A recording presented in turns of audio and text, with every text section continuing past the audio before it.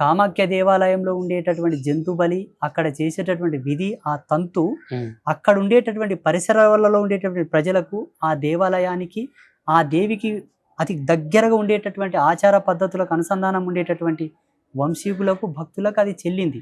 Okay. మనం వెళ్ళి ప్రత్యేకంగా ఏదో దొరుకుతుందని చేయడం తప్పు. ఓకే. కామాక్షి దేవాలయంలో హోమం చేస్తే కోరికలు నెరవేరవా?